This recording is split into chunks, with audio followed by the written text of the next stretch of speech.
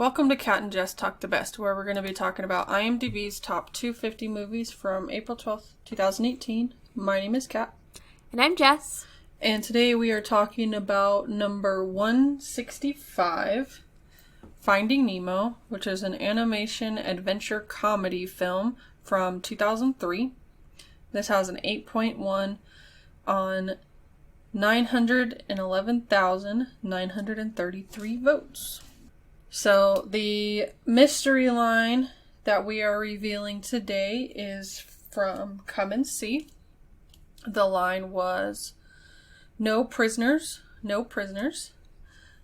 And as far as I found, nobody got that one correct. It was from Lawrence of Arabia. We have all of the colors back. So orange, purple, green, dark blue, light blue, red. Green. Alright. Do or do not. There is no try. So make sure you take your guess. That one will be revealed in There Will Be Blood. So the spoiler-free synopsis for this film.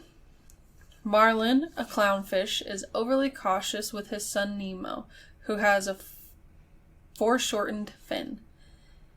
When Nemo swims too close to the surface to prove himself, he is caught by a diver, and horrified Marlin must set out to find him.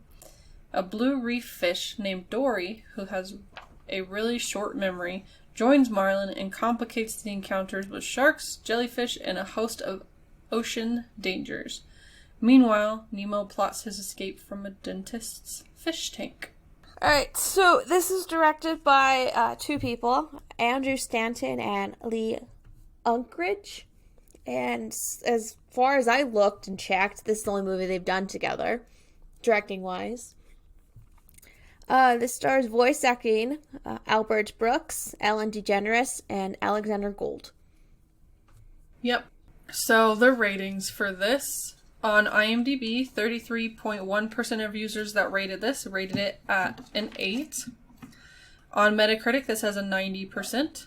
On Rotten Tomatoes, it has a 99% on 265 critical reviews. Two of the fresh, James Christopher. The tropical pleasure is a beautifully imagined adventure that beguiles children and tickles adults. I mean, I wouldn't say I was tickled, but I did enjoy it. Peter Rainer.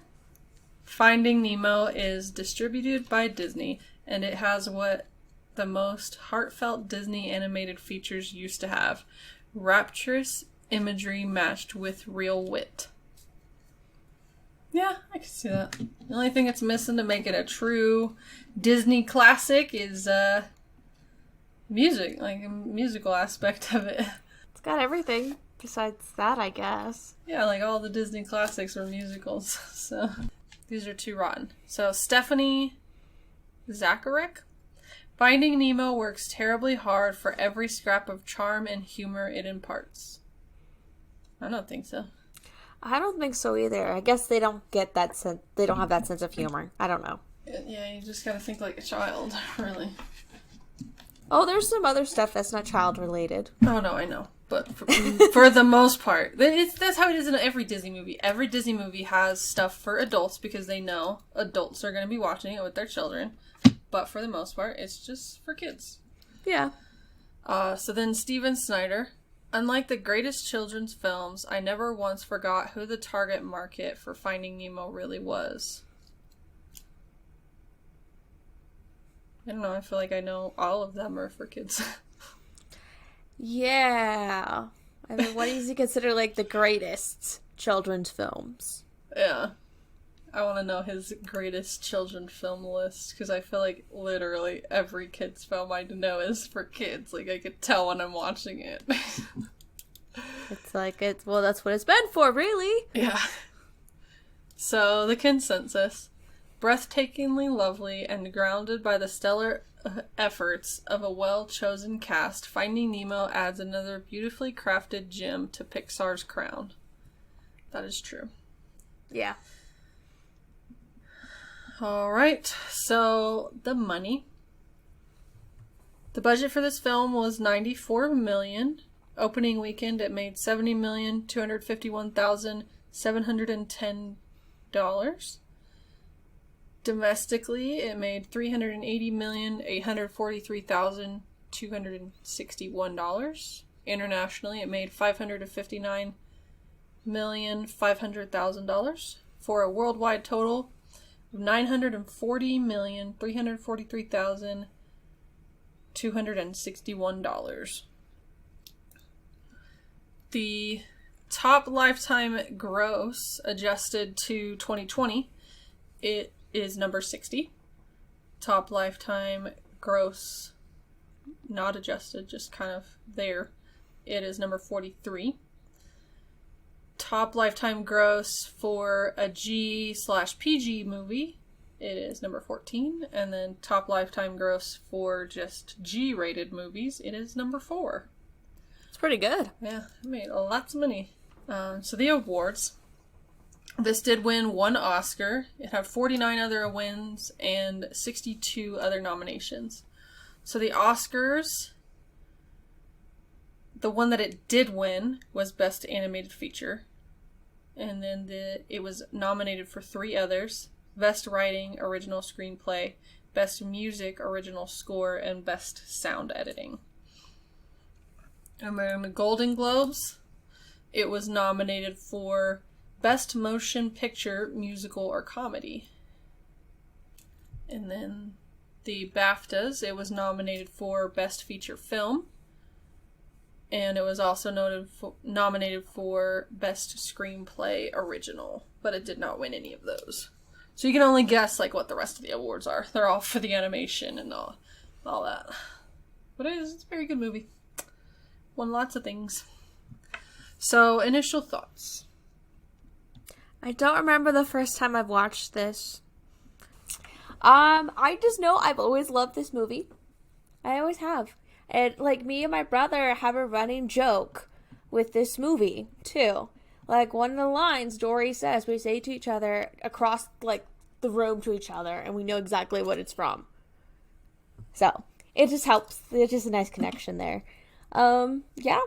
I mean, I love this movie. Any chance I get to see it, I'm always in to watch it. I'm like, ooh, Finding Nemo's on. Great. Yeah. Some really good voice acting in here. There's a lot of big names in this movie. Yeah.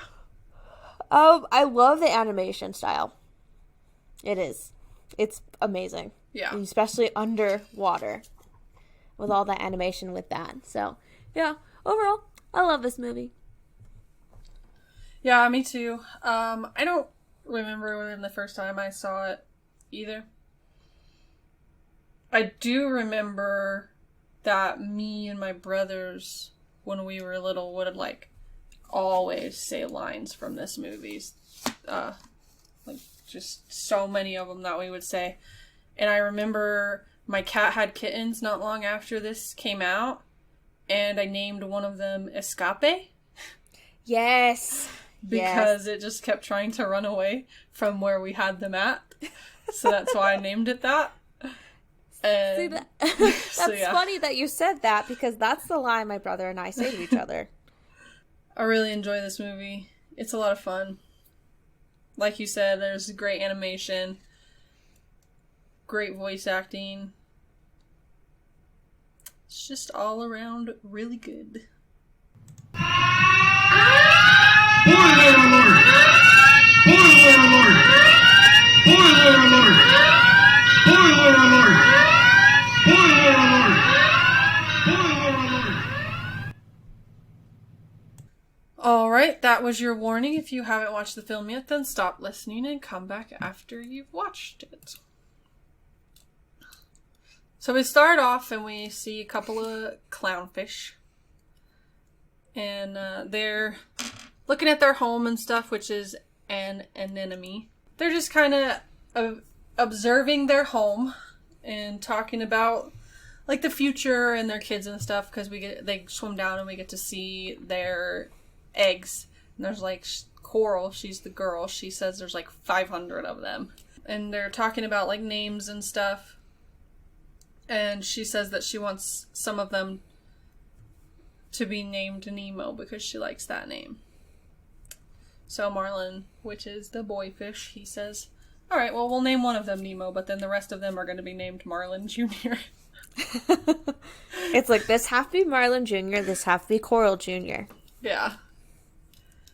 And then, so, they go back up after they've checked on their little eggs and stuff, and they're playing around, joking and stuff, and Coral swims out of the anemone, like, real quick, and Marlin follows her, and it's just real quiet, and Marlin's looking around, and there's, like, no other fish around, and so he turns around, and there's a barracuda just right over in the open water on, like, at the drop-off, which is where they live. And you see Coral, like, eyeing the barracuda and then glancing down to where the eggs are, like, back and forth, and she decides it's a good idea to book it for the eggs. Just being protective. Yeah. And Marlin gets hit by the tail of the barracuda, and it knocks him out. And, like, flings him over back to the anemone. And then that night he wakes up and he discovers that Coral and all of the eggs are gone. Well, at least he thinks all of the eggs are gone. He does find one. It's a small little egg, and there's a little crack in it. Yeah. And he decides to name that one, because it's the last one left. Nemo. Yep. And I'm like, well, this is a typical Disney movie. I mean, you know. Kill the parents. Gotta kill at least one parent off, you know, or someone's gotta go. And I was like, all right, typical Disney movie. Okay, we're doing good so far. So Marlin raises Nemo on his own, and we get to see him. Nemo is super excited. He wakes up Marlin because it's the first day of school. So he gets to go to school, and his dad is not very excited. He's very timid and... very anxious. Yeah. Doesn't want to go, but he shows Nemo... You know, you go out and you go back in, and you go out and you go back in. And that is like a for real thing, because we had clownfish. It's like, because the anemone, it can sting you. Yeah. And so it just helped them to get, like, build a callus up. Yeah, so they, like, brush is what he says, and then they also check going out and back in and out and back in. Check to make sure there's no dangers and stuff. But yeah, so they head on out, they're heading to school and everything, and Marlin's just giving them some tips and stuff. So they get over to the school, and we meet this little squid-looking thing, and we got another fish. There's like a really pretty purple and yellow and black fish, and then there's a little seahorse, and you can just see like all the other fish that are there. There's some green ones, so one lady fish dropping off her kids, and they just kind of all fly out of her mouth. I remember that being so funny when I was little. But you just get to kind of see all the different fish and stuff. And, Marlin is talking to, well, first they're waiting around for the teacher. So Marlin is talking to a couple of the other parents, and they're like, hey, you're a clownfish, tell us a joke. It's like, because, you know, clownfish are funny. Supposed to be, but he's not a very funny clownfish. Well, he's trying to tell his joke, and he can't get it right. Yeah. And so he's just killing it. Yeah. Then the teacher comes, and he is a stingray, and his name is Mr. Ray. And today is a field trip day. Nemo happens to be coming on field trip day. And so they head off, him and all the kids, after Marlin has, like, tried to kind of prepare Mr. Ray, be like, hey, he's got a gimp fin. Let him take a break. He's got a little fin. Let him take a break if he needs to. I was like, great, thanks, Dad, for embarrassing me. Yeah. So they head off, and the other parents are like, wow, you're handling it pretty well that they're heading to the drop-off. And then Marlin freaks out. And I will say, like, when we see Mr. Ray taking him along the reef, that is, like, one of the prettiest Disney movies ever. Like, this scene in the coral reef is just gorgeous. It looks like they're in a coral reef. It's beautiful. So, I really like that. And so they get out to the drop-off, and they're kind of learning everything, but Nemo, and then one of them's name is Bubbles, I think. And then I don't remember what the other two names are. But they all kind of sneak off to go to the edge of the drop-off. And they see a boat. That's not what they call it. They call it the butt. Yeah, like, it's called a butt. Yeah. It's like, oh. But they're each swimming out to see how far they can get, or like how close they can get to touching it. And it's Nemo's turn right when Marlin shows up, and he yells at Nemo for about to be swimming out there, and the other kids are like, oh no, he wasn't about to go out there. And so Mr. Ray shows up, Marlin's yelling at him, and so Nemo swims out there and touches the butt. I always used to love that line. He touched the butt. Touched the butt. It's a great line. So Nemo's swimming on his way back when a couple of divers pop up. One pops up and gets Nemo, like kind of traps him. And then the other one, as Marlin is trying to swim out to save Nemo, he pops up from the other side of the reef and is taking a picture of him. And I love how it's, like, taken because, like, when I did my research project for clownfish, that is one of the, like, it looks like one of the pictures they use for clownfish. And it cracked me up when I watched this movie. I'm like, that's a typical picture. Yeah.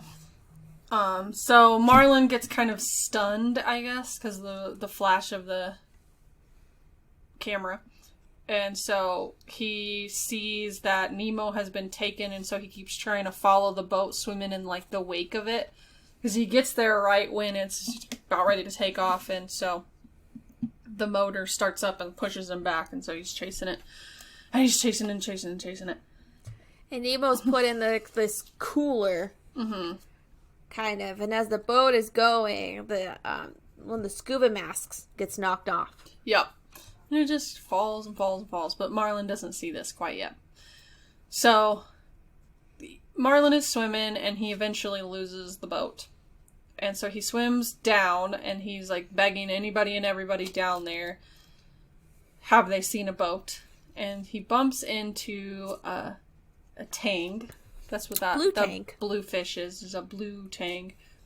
And that's Dory. And she says that she's seen the boat, and so she's gonna lead him to the boat. And so she swims off. And they're swimming, and then all of a sudden she just kind of is moseying. And then she notices Marlin behind her, and she starts trying to lose him. And he's following her still. And so she turns around, and he's like, why are you following me? And Marlin's like, you were showing me the boat. And this is where we learn that she has a short-term memory loss. And she's like, oh, I'm sorry. Yeah. I forget things like that. Yeah. Like, oh, Lord. Yeah, so they get done discussing the short-term memory loss. They turn around, and there is a shark. Great white. His name is Bruce. And he is there to take them to a little party. Or at least that's what Dory thinks, because she sees the balloons, which are the mines. Yes. And then we see this big, huge submarine. And Shark leads them down there, Bruce leads them down there. And they're having basically an Alcoholics Anonymous meeting. It's a meeting, where they're trying to get off eating fish. Yeah. And his two friends are there, Anchor, who is a hammerhead shark, and Chum, who is a mako shark. Yes. So, like, I think those are the more traditional ones that you tend to see are the mako sharks, because I've seen quite a few of those, especially, like, in aquariums and stuff. You don't really see great whites very much, because they're usually in the deeper parts of the ocean. But, so, they're getting their meeting going. They've got their little pledge and everything. Their fish are friends. And so, of course, Marlin is scared. And Dory's just, like, into it. She's so excited. Because it's Dory. She goes with the flow. Yeah, and then we also see this tiny little green fish, because today was Bring a Fish Friend Day. And one of the fish had slipped up and accidentally ate their friend. Yeah. So, at some point, the little green fish swims away. And so they do their, hi, I'm so-and-so, this is my problem. It's like, and I haven't eaten a fish in 3 weeks. Yeah, that was, first was Bruce, and he did his. And then Dory goes, she volunteers. And she's like, I've never eaten a fish. Yeah, and they're so proud of her and everything. And then Marlin, I don't remember how exactly he notices it, but he notices the mask. Because they're like, oh, he's a clownfish, tell us a joke. Yeah, because it was his turn next, and so he goes and swims over to the mask because he's like in the middle of his joke, and Chum's like, well, he's not very funny. So he goes over there and he's like trying to look at it and trying to read it and stuff, but he doesn't know how to read, and so he asks Dory, and she's like, I don't think I know how to read. So she tries to take it to the sharks because she notices the sharks are there again because she's turned her back and forgotten.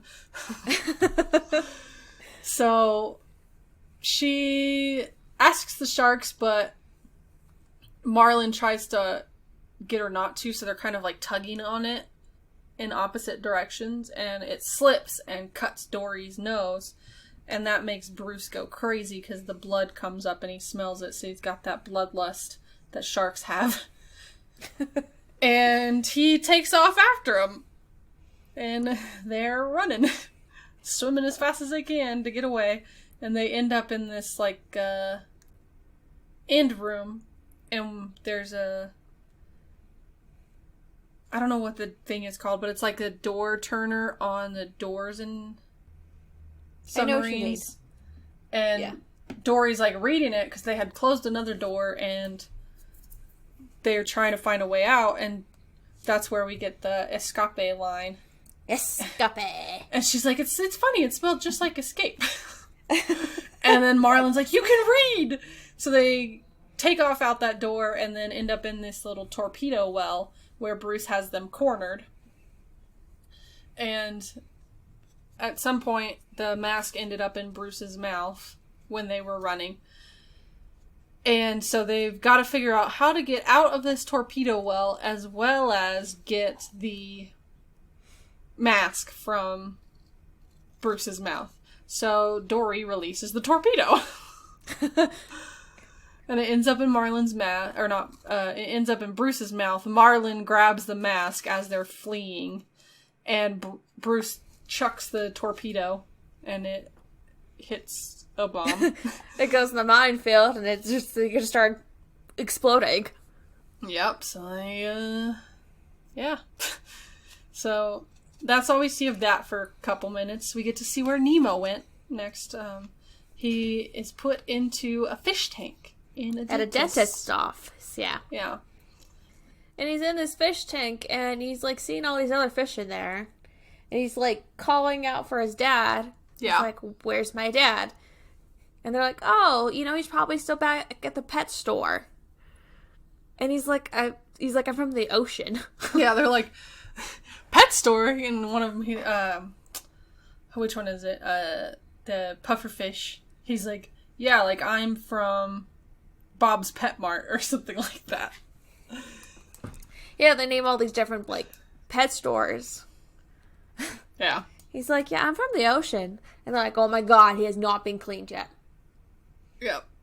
And so, what is it? Like a little... Is he like a shrimp or something? Yeah, he's a shrimp. Okay. See, I was trying to think what he was. Yeah. His name's Jacques. Yep. And he goes and cleans Nemo. Yeah. And then everybody's all happy that he's clean and stuff.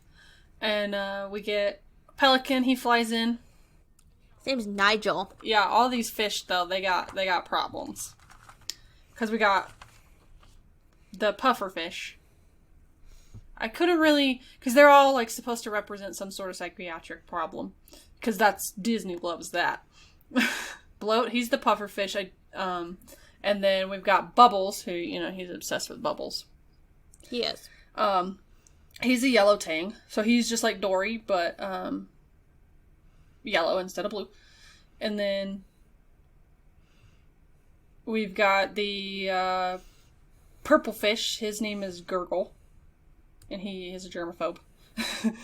Super germaphobe, super anxious. Yeah, and then you already said Jock, the shrimp.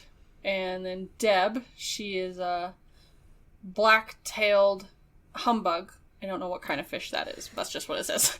And she introduces Nemo to her sister Flo. Yep, which is her reflection. She's a little crazy.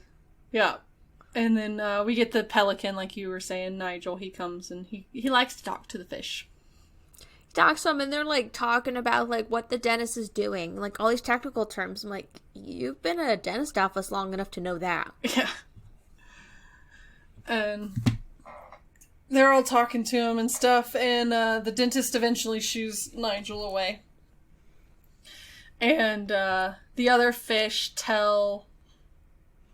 Well, first, the dentist shows Nemo a picture of his niece, Darla, who Nemo is going to be her pet. That's why he got Nemo. It's her present. And you see in the picture of Darla that she has a bag and it's got a fish in it, but the fish is dead. Yeah. And so the other fish explain she's a fish killer. She shakes the bag. And so Nemo's like freaking out. He's like, I don't want to do that. Yeah. And he gets sucked up into this air tube. Yeah. And he kind of gets stuck and he's trying to wiggle his way out. And the other fish are going to help him. But Gil comes in. And he stops them. And I don't know exactly what kind of fish he is. He's like a black and white and yellow fish. And he stops them, and Nemo's like, well, I have a messed up fin. And he's like, well, that never stopped me. And he shows him. And so he encourages Nemo to escape. And they decide that night they are going to induct Nemo into their gang. Into the tank hood. Yes. Which it's like, okay then. Which is really funny. And it goes back to Dory and Marlin. Yeah. And they are asleep on this, they're like sleeping on like the mask. Yeah. And this mask is like hanging off the submarine. Yeah. And Marlin wakes up, and he wakes Dory up, and she has the mask on because, she's like, woken up, and the submarine just starts falling. Yeah. And so they're swimming down, and the mask is still on Dory as she's screaming, swimming down. But then as, like, it stops, because, it stopped at, like, this edge. Yeah. And he knows Dory lost the mask. Yeah. And he looks down and you see it just kind of slowly floating down. So Marlin goes to chase it and it gets too dark, so he comes back up. And then Dory, like, she decides, I'll go down there. She doesn't seem to care about anything ever.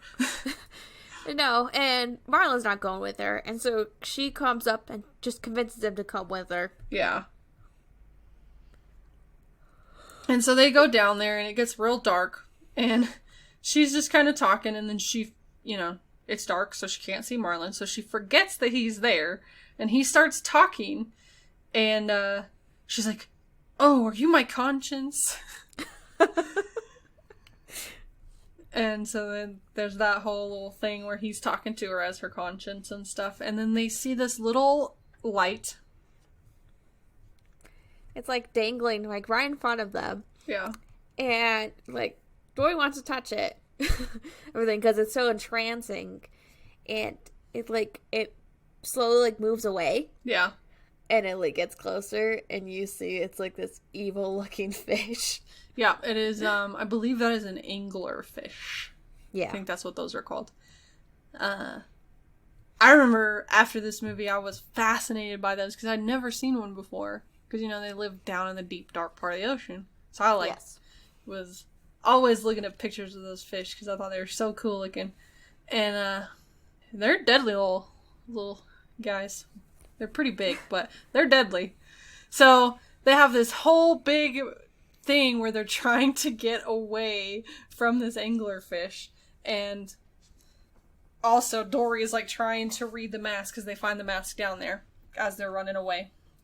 So Dory stops and she's like trying to read the mask, and Marlin distracts the anglerfish, and he's got a hold of the little light bulb thingy. And so the anglerfish is trying to get him. It's like a dog with a bone tied to its collar, like on a stick in front of him. There's that kind of thing. And so they're running and running and running. And finally the anglerfish kind of gets him, but it's got the light thing in its mouth with Marlin attached to it. And so he spits it back out. And Dory ends up reading the address, which is P. Sherman 42, Wallaby Way, Sydney. Yep, that's true. Yep. But so they escape because they trapped the anglerfish with the mask. Because one part of it was on the other side of the rock. And they just pull the eye part up and trap the anglerfish in it. So they get away. So, like, you know, they're swimming away and everything. Dory remembers the address and everything, which is a good thing for her because she can't remember anything. Yeah.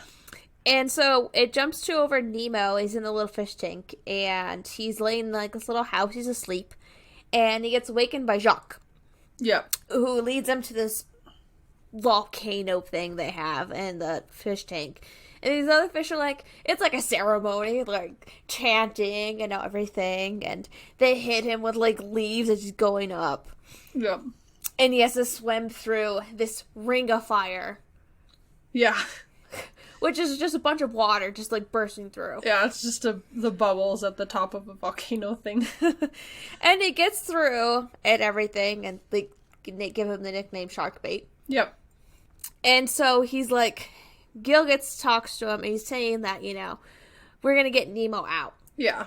And everyone else. And he's saying that he tells his plan of how Nemo's small enough that he can fit through the tube to get to the filter and jam the filter, like, fan with a rock. Yeah. And so he'll get the dentist to clean the tank, which means he has to put the fish out of the tank in little bags, and they're going to roll the bags out the window across the street into the ocean. Yep. And they're like, that's just a terrible idea. I mean, for them, they think it's a great idea. Yeah, I mean, for, like, Nemo and Gil, they're like, let's do it. Yeah. Yeah, that's their plan. So then we go back to Marlin and Dory, and they meet a school of fish. They're like some silvery kind of fish. I have no idea what kind of fish they are. But they're talking to them, and Marlin is, like, trying to ask them for help, but they're not big fans of Marlin. So... And Dory's just in the background just repeating this address over and over to herself. Yeah, so then finally she asks for help, and these fish like Dory, so they give her directions to Sydney, telling her that she has to go, they have to go across the East Australian current. They have to use that to get over there. And so... I like their charades. Yeah, their charades are great, like the boat and everything. That was a good one. Yeah, I love the boat, because they got the one coming out of the cannon, and then one jumping off the plank. It was so good. And so, they're heading off in the direction that they were told to go to the EAC.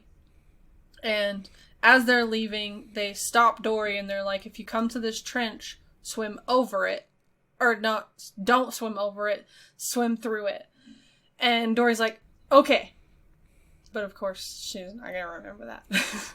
She's not gonna remember it. And so they come to this trench. Yeah. And Marlin's like, let's swim over it. And she's like, wait.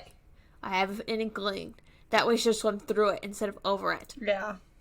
And he, of course, tricks her to go over it. Yeah. And so they go over it, and it's nice and clear and everything, and they're kind of swimming along. And then all of a sudden they come across this little tiny jellyfish. She calls it Squishy. Yep. And then it stings her, and Marlin realizes, what it is. And then all of a sudden, all these other jellyfish come out of nowhere. Like, literally, out of nowhere. It's pretty much like a jellyfish field. Yeah. And so they have to get through the jellyfish. So Marlin decides that it's going to be a game. That they need to bounce along the tops. Because Dory's just bouncing on top of them like, whee! You know, it's like a trampoline to her. Yep. So they have to race along the tops of the jellyfish to get out of the jellyfish field. And at first they're doing a great job. But then all of a sudden disaster strikes and Dory gets caught up in the tentacles. And so of course she's stung. But, you know, Marlin being used to anemones, the stinging doesn't affect him as much. So he's able to get Dory out. And like right as soon as they get out, they kind of both black out. You see like the shadow of like this turtle floating right above them. Yeah. So then we go back to Nemo, and this is their plan time. They're enacting their plan to get the fish tank cleaned. So Nemo is waiting for the signal and gonna pick a rock to go throw it in the filter. But first he notices and is talking to Gil about his fin, like how it messed up. And Gil's saying that it was his first escape attempt. He had landed on some dental tools because he was aiming for the toilet. Because it said all pipes lead to the sea. Yes. Plan is being enacted now. Nemo swims up into the filter. The rock is thrown up in there. And he wedges it into the little fan. And then swims up the tube to go back into the tank. And as he's like swimming, the pebble unhinges itself because it was too small. And so the tube is sucking Nemo backwards. And so everybody's freaking out. They get a little thingy for him, one of the little plants, and get him back out. And Gil's like, we're not going to try this again. Like, we're done. So that's the end of that, because everybody's all scared and everything, so they're like, oh, we're not going to do this again. And then it goes to Marlin. He's like waking up and he realizes he's on top of a turtle. Yeah. This is Crush. Yep, Crush, and we get to meet Squirt, which is his son. And Marlin gets a lot of good dad advice from Crush, because, you know, turtles, the way sea turtles do it is they go lay their eggs on a beach, like in the sand, and then all the babies, when they hatch, they just make their way back to the ocean. Like, they're on their own for so long. And he's like, Marlin is just kind of, you know, shocked at how loosely Crush's parenting style is kind of configured. And he's getting a lot of advice from him and stuff. Not that he really realizes he's getting advice, but he is. And so we also get Marlin telling Squirt, because when we meet Squirt, we see that Dory is okay, because Marlin was kind of worried that Dory was not okay. And so Squirt and a couple of other little baby sea turtles come over and ask about the story of like how they got through the jellyfish and all that. And so he starts telling his story to the little sea turtles. And then we get to see the whole story like passed along through the ocean until it finally gets to Nigel, which is the pelican that was talking to the fish in the fish tank in the dentist's office. So, of course, Nigel hears Nemo's name and he flies off to the dentist's office to go tell Nemo. And he crashes in the window and he tells Nemo that Marlin is on his way, and Nemo's like, oh, no way, that's not my dad. And he's like, yeah, he had some sort of sporty name or something like that. A sport fish name. He's like, Marlin? Yeah. But he tells him about the jellyfish and the deep, dark anglerfish and the sharks. Tells him about all that, and so Nemo's like super impressed and like gets his hopes up, and so he decides that he's gonna take on the filter again. And it works this time. Yeah, it works. So then we jump back to Marlin and Dory, and they're getting ready to exit the EAC. And I love Squirt so much. He's so cute. So cute. He's like sitting there telling them the proper ways to leave the EAC. But Marlin is like, I have no idea what he just said. It's like, you're really cute, but I can't understand a word you're saying. Yeah. And so they have to have their exit buddy, and that was one that we used all the time when I was younger for Girl Scouts. Anytime we had to go somewhere, we always had our exit buddy. That's how it was with me in high school and marching band. They're like, do you have your exit buddy? Yeah, I feel like everybody did that. Everybody had an exit buddy. So they exit the EAC, and then now they're just in this big, open, blue ocean. But as they were exiting, like right after they got out, before the turtles got too far, Marlin asked Crush how old he was, because Nemo wanted to know. It says 150. Yeah. It's still young. Yeah. So Marlin and Dory are swimming along, and they're just, alone. And they get lost, because they see, like, that same speck over and over. Yeah. And then eventually they see in the distance what Dory thinks is a fish, but, it gets closer and closer, and it's a whale. So Dory is talking whale to it. And it cracks me up every time. Marlin is like, you do not speak whale. But apparently she does, because the whale comes and pulls him into his mouth. And he takes him for a ride. And then we get to see the fish tank again, and it's all green and covered in goo because the filter's not working. And the dentist sees it and decides that he's going to clean it the next morning before Darla gets there. And Nemo's super excited because he's going to go home. Or so he thinks. Yeah. And then it jumps back to Marlin and Dory are inside the whale. And Dory just, like, playing around in the whale's mouth. And Marlin's freaking out trying to get through. Yeah. It's like trying to bang against the whale's teeth, which, the whale's teeth are just a bunch of bristles. That's it. And it's, like, impossible to get through. Because they don't eat fish, like, that size. They eat krill, which are tiny, tiny, tiny fish. They're like tiny little shrimp. Yeah. So, Dory is once again trying to talk to the whale. And because the whale has stopped. Yeah. And she's like, what's going on? He's telling her that they need to go to the back of the throat, and Marlin's like, no, that's him eating us. But eventually they get convinced to go to the back of the throat because, Dory just, like, lets go. And the whale shoots them out of his little blowhole. And they end up in the harbor in Sydney. It's in Sydney, and Marlin just, like, stakes the whale in whale. And Dory's like, I wish I could speak whale. Yeah, she's an interesting character for sure. She's so funny. So then it goes back to the fish tank, and Peach wakes up and tank is clean, and there's this new high-tech filter that scans the environment, like every 5 minutes or something like that. Tells, like, the temperature and all of that, too. Yeah. So, disaster. And Darla gets there. Nemo's freaking out.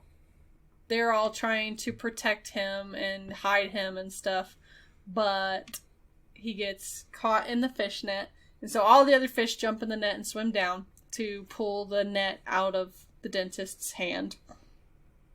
But so instead the dentist decides to use a plastic bag and catches Nemo.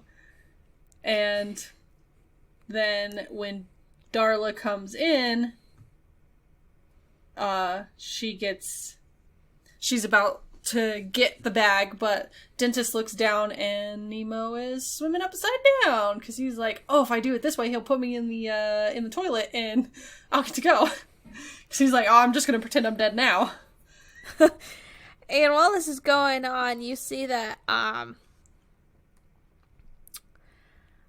what is it? His pelican is scooped up. It's a different pelican than Nigel. It's a different one. Because they sees Marlin and Dory, and picks him up to eat him, but it starts choking, and Nigel's like, okay, I guess we should go help him. Yeah. And he says, like, he hears that Marlin's calling for Nemo, and so he gets them out of the other pelican's mouth, and they're flopping on the boardwalk. There we go. Thank you. Boardwalk. With it. He's like, just jump in my mouth. I'll take you to your son. They're like, well, how can we trust you? He's like, I know him. He's a little orange clownfish. He's got a, like a small little fit. And like, Marley freaks out because it's Nemo. Yeah. And so like, seagulls. He's like, yeah, the seagulls, because mine. And so he scoops him up to save him from like the seagulls. And he's like taking him over. And he takes them to the dentist office. Yeah. And so Marlin sees that Nemo is belly up in this bag. So he thinks he's dead. He doesn't know Nemo's playing. Whereas all the fish in the fish tank do because they saw Nemo wink.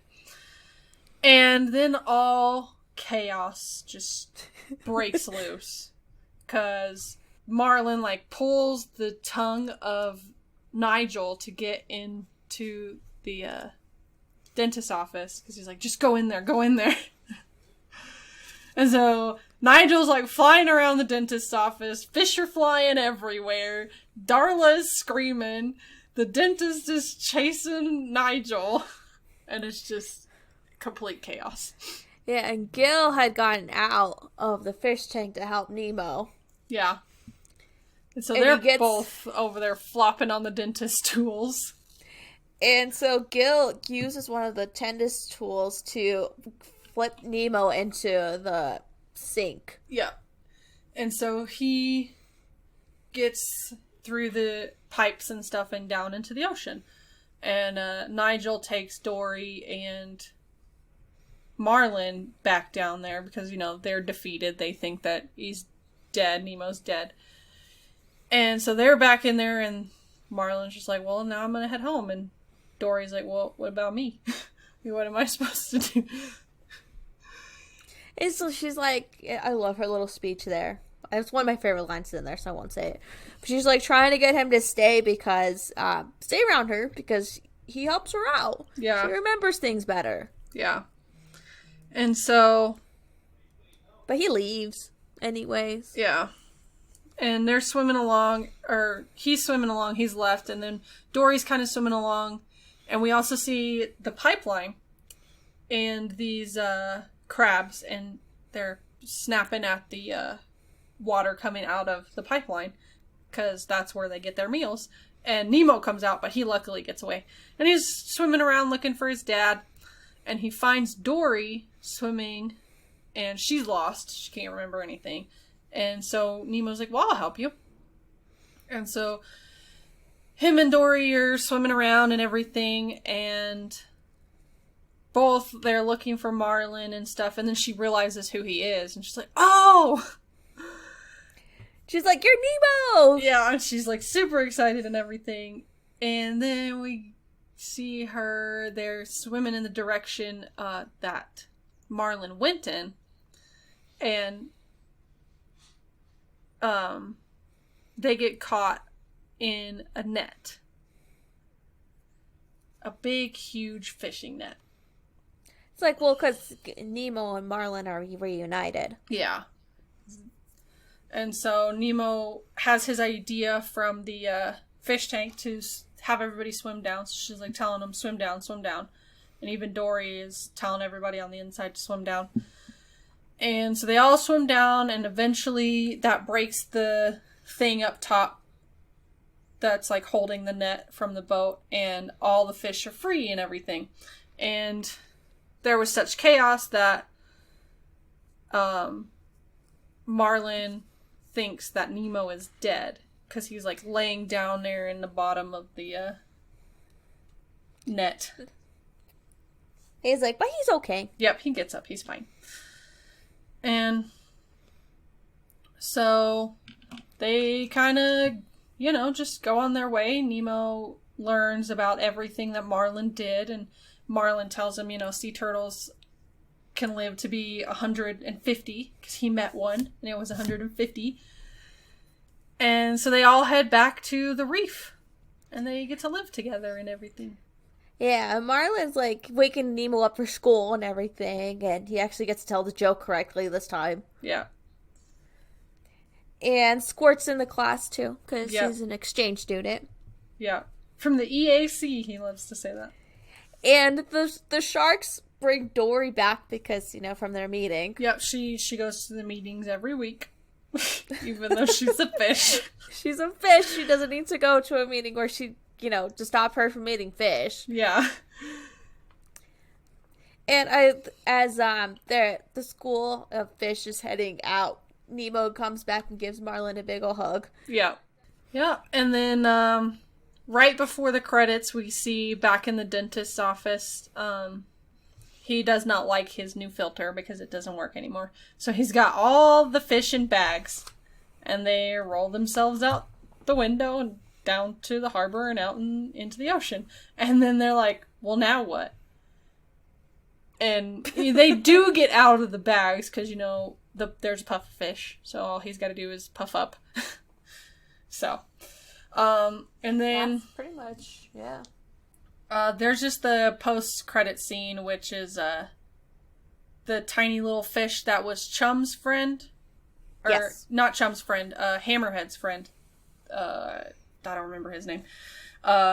His little green fish friend is down there with the, angler fish. And, he almost gets eaten, but he eats the angler fish instead. Because he's got a ginormous mouth. But yeah, that's pretty much that.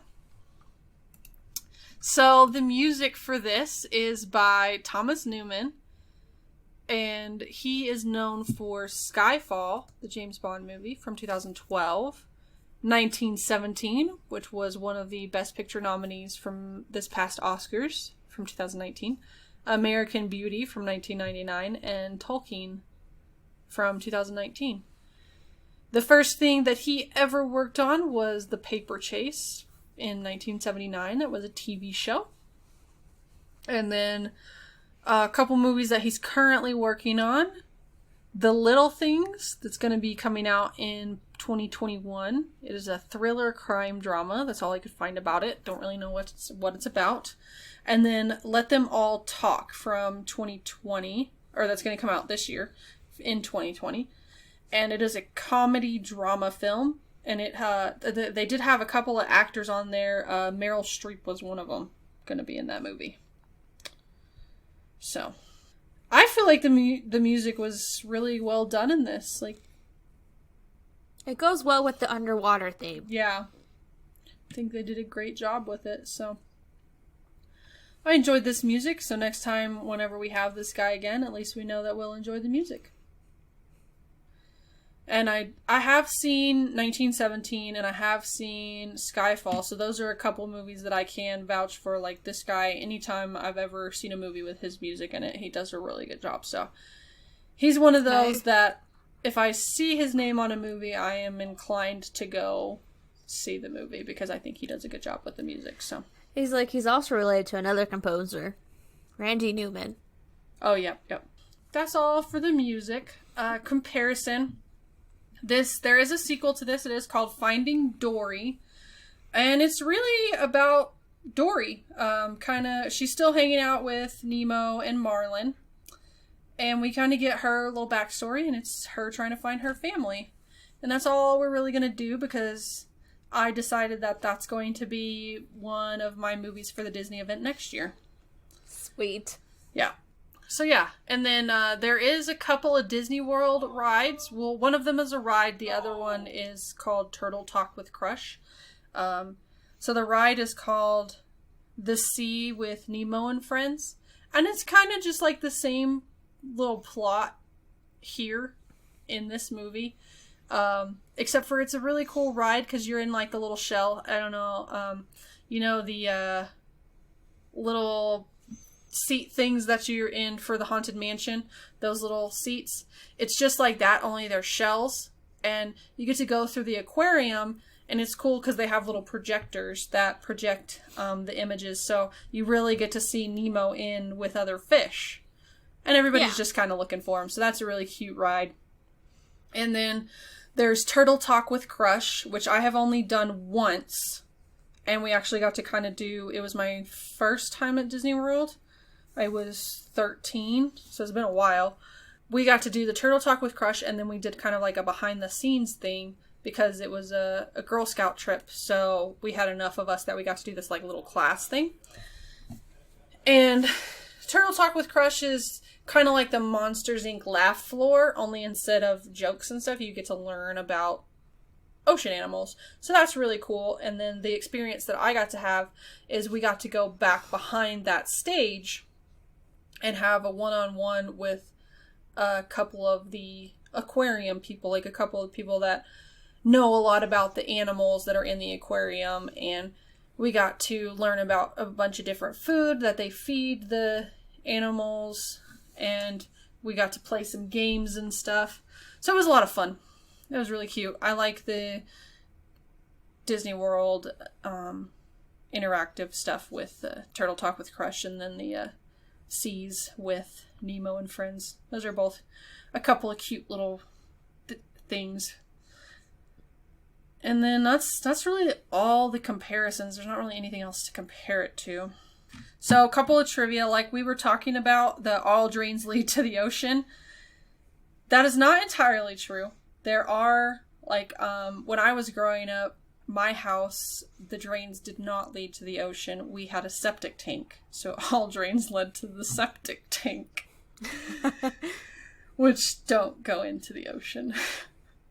So all the dead fish that we had went into the septic tank. And then the other thing about the drains is, technically, yes, they do lead to the ocean, but there's some sort of like, it's like this big, huge system, like it's a filtration system. Yeah, it cleans the water before it goes into the ocean, but there's also like this big blender thing. Yeah. So the fish would die. They would die. Yeah. So it wouldn't really work, would it? Yeah. And then the only other trivia that I have for this movie is like 10,000 digital fish died because of the way they did their program. If the fish didn't work, like if it didn't look right or something like that, they would just kill it and get it out of the program. They wouldn't use that specific fish anymore. So like 10,000 or tens of thousands fish died in the making of this movie. But they were digital fish, so it's okay. It's fine. They're just digital. But yeah, that's all the trivia that I have. Yeah, the pipe one was one of mine. Because it'd be grinded up. Yeah, I figured that would be. I mean, technically, it's hilarious. They do make it to the ocean. It's just not alive anymore. So a couple things with this. Like when you're doing animated movies, a lot of the time the animators and like all the people get to like really get to see like the animals or things like that they're trying to work on. This one, people had to get scuba certified. They went like in diving stints. They had an actual like a person who deals with fish. Like an aquarium worker or whatever. I don't know what they're called. It's hard to say. It's a scientist who deals with the study of fish.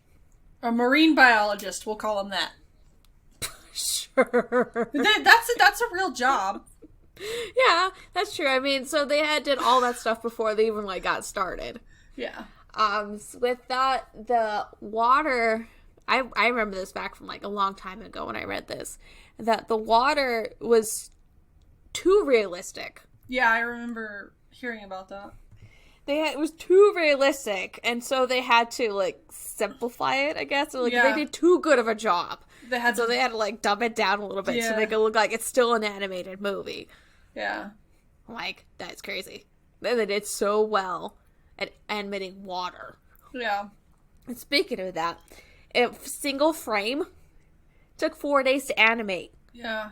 Because there was so because much. there was so much going on. Yeah, with the light coming in, trying to shine on the fish scales, and like just how complex it is. Yeah. Yeah, it took like 4 days. And Yeah. it was like not even a second. It's like a 24th of a second. Yeah. Like, Jesus. Yeah. That is crazy. This is the first Disney movie and Disney Pixar movie to win the Best Animated Feature Film. Oh. It is the first one. Because the category didn't start until 2001 with Shrek. Yep. Yep. That was the first one. And that's, of course, DreamWorks. Yep. Then, of course, the second one is Spirited Away. Yep. And, of course, is the third one. And it's the first Disney movie to win it. And, of course, we talked about this with Beauty and the Beast, that category was created because Beauty and the Beast lost out. Yeah. So they were like, we have to be able to recognize this type of movie because it's so specific. Like, I feel like animated movies are definitely their own thing. Like, yes, okay, occasionally I would like for an animated movie to win Best Picture, but it has to be amazingly good to beat some of these Best Picture movies. So I'm really glad that they came up with a category for animated movies because there's a lot of them, like we talked about Spider-Man Into the Spider-Verse. That one deserved it. And if there hadn't been an animated category, then it wouldn't have gotten anything. And it is such a good movie. Like, it is so well done. So I'm really glad that they were able to come up with a category for it, and I'm glad that there's a lot of good movies that have won, and I think I've seen almost every single one of the animated Best Picture winners. Because it only started in the early 2000s. Yeah. So it's not that old of a category, really. But still, seeing every single one of them. I think the only one I haven't seen is Spirited Away because now I'm waiting to see it, so. You're going to have to wait a while because that is the highest animated film on our list. Oh yeah, I know. It's worth it, though. It definitely deserves that spot, and you'll see why when we get to it. Yeah. But yeah, so I'm glad that that is a category. Yeah, that's about it. Okay. So, where it has been on the list before, in 2010 it was number 166. In 2012 it was number 163. In 2014 it was number 167. In 2016 it was number 169. 2018 number 167 again. And then as of today when we are recording, it is number 170. So it's just kind of sticking around where it's at, you know, just staying right there in the 160s. And I think it's a good spot for it. Yeah, I agree. I think it's a good spot. And I forgot, it just reminded me this is the highest selling DVD. This was the DVD that sold the most. And no Blu-ray, no 4K, no VHS has ever come close to the amount of DVDs that Finding Nemo sold. I can see that. So yeah, I think it'll stay right in the 160s because it's such a popular movie. Kids love it. It teaches you a lot. Because, you know, it's very realistic. Like, you see those fish and you're like, you learn so much. It's like, that's a Dory fish, or that's a Nemo fish. Yeah, you may not know the specific names. Like, you may not know that Nemo is a clownfish. Like, I hear so many kids, hey, it's Nemo. Like, if I go to the aquarium, it's Nemo or it's Dory. They may not know the specific names, but it does get them interested in marine life. So, I think it's a good spot in the 160s for it to stay. So previously, number 165, the 2010 list, Amores Perros from 2000. The 2012 list, My Neighbor Totoro from 1988. 2014 list, Dil Shata Hai from 2001.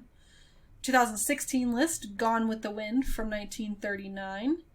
The 2018 list, Gran Torino from 2008. And then as of today when we are recording, number 165 is Gone with the Wind. Huh.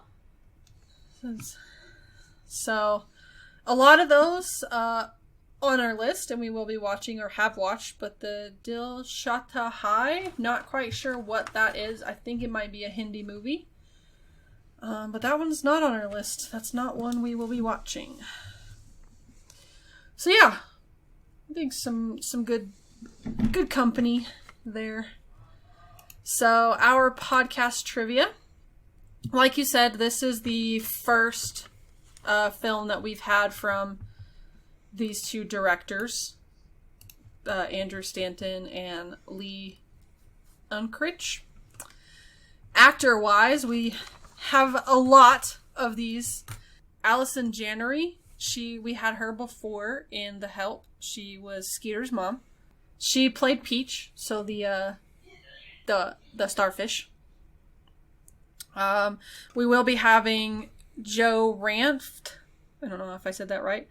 We will be having him again. He played Jacques, the little shrimp guy. We will be having Andrew Stanton again. He played Crush.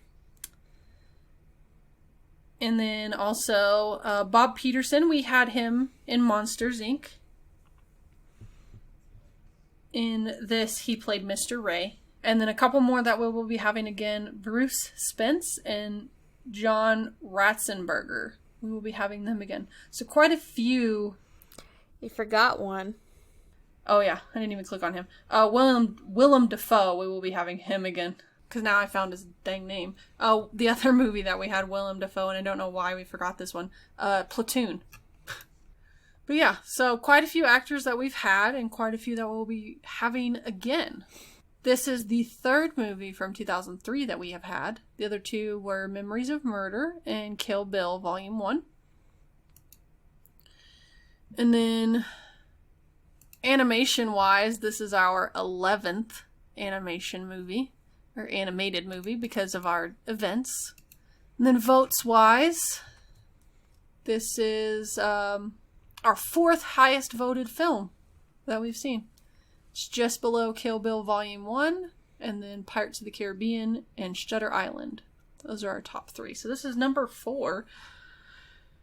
And then Rotten Tomatoes, this had a 99% right there with How to Train Your Dragon. It's the only other one. So our animated movies are doing pretty well. Metacritic, this had a 90. So that's right there with Before Sunset, The Incredibles, Mad Max Fury Road, The Truman Show, and Ben-Hur. So once again, some pretty good company. So that's all of our podcast trivia. So favorite line. There's so many lines from this movie. Yeah. He touched the butt. Yeah. Fish are friends, not food. Yeah. I love escape. Yeah. When life gets you down, you know what you gotta do. Just keep swimming, just keep swimming. Fish weren't meant to be in a box, kid. It does things to you. Think dirty thoughts. Yeah. Do you have your exit buddy? And this is my favorite. I'd look at you. I'm home. Yeah. Those are mine. Okay. So my lines are you woozy when and then he turns him upside down. Like now he's gonna be woozy. And then I liked there's a couple lines that were foreshadowing. If I ever meet a sea turtle, I'll ask him right after I'm done talking to the shark. Which is, foreshadowing because he does meet a sea turtle and a shark. Complete foreshadowing. Yeah. Then I always loved you guys made me ink. I always loved that one. That's a good one.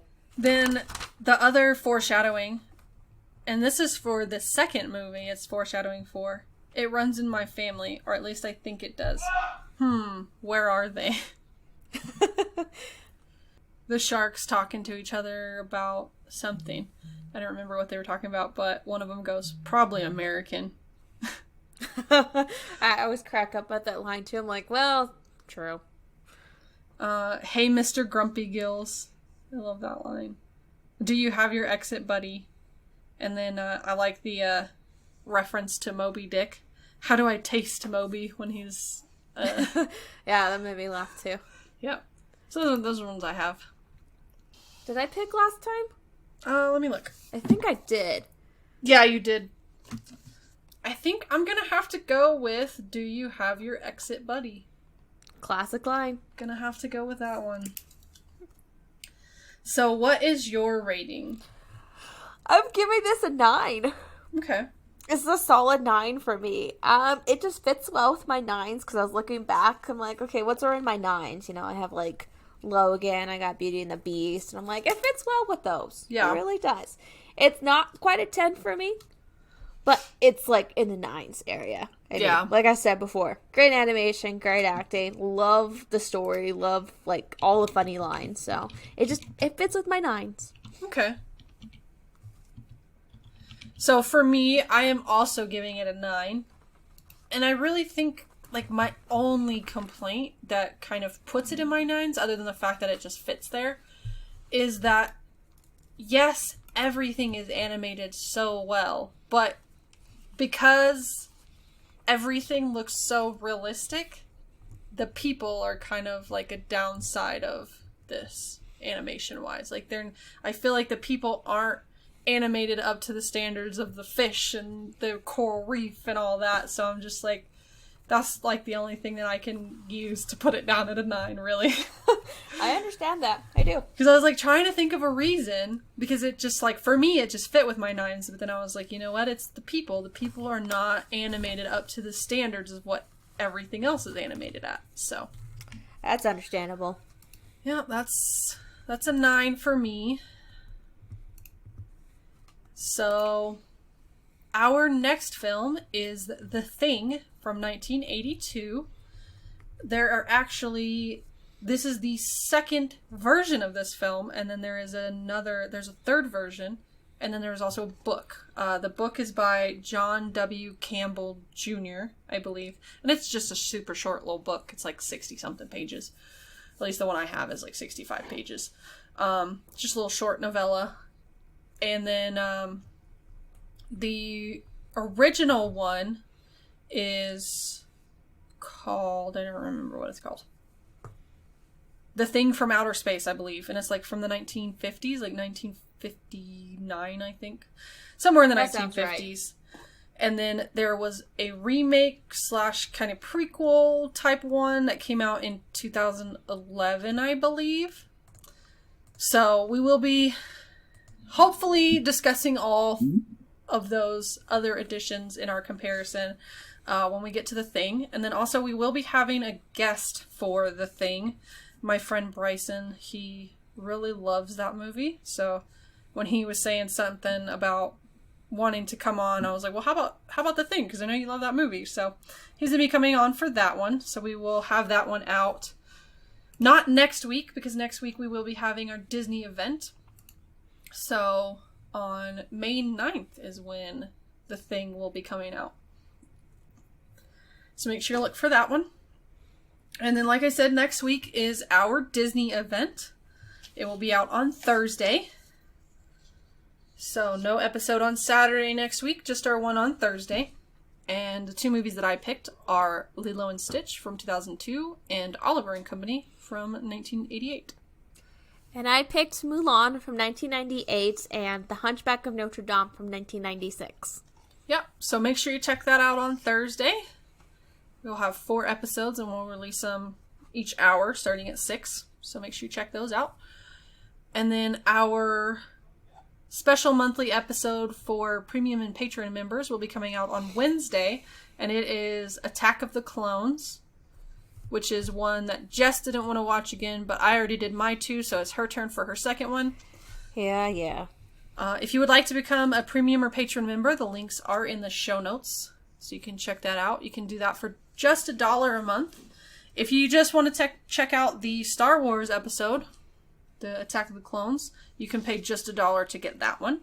If you can't support us that way, you can leave us ratings and reviews. Those help us out a ton. Help us get new listeners and know what you like and know what you don't like. If you would like to talk to us, we are on Facebook, Twitter, and Instagram. Or you can email us. All of the links are in the show notes. And all of our music is by Audiobinger. You can find him on Facebook, YouTube, and his website, audiobinger.net. So until next time with our Disney event, thank you so much for listening. Bye. Bye.